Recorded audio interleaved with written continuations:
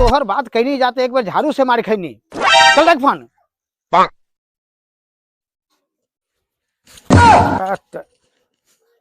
कहाँ बारे रे बिल्टा?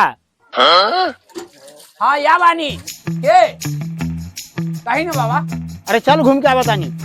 अच्छा अच्छा घूमे जाता नहीं। हाँ चल। अच्छा हमू चलो तानी। रुका रुका रुका आवा तानी बाबा रुकी आवा तानी कनी रखी घूम के आवा तानी कनी बाबा आइल बा। काहे कहूँ जाए के नखे घरे रही बहुत काम बा। काम बात आवा तानी ना घूम के बोल देली नहीं खे कहूँ जाए के तो नहीं खे जाए के घरे रही। मार भाई ए बाबा रउआ जाए हम ना जाए पत्नी मना करत। अरे काहे क्या चीज कह दे से पत्नी मना कर रहा? चल मना करता ना जाई रउआ जाई। अरे खाली तोहरे पत्नी है, हमू पत्नी है के पति है, हमरा कहाँ मना करता? बाबा नहीं खा जाना तू पतियों दू तरह के होला। वो कैसे? हाँ तोरा नहीं के मालूम? ना। अरे दू तरह के पति होखेला ना।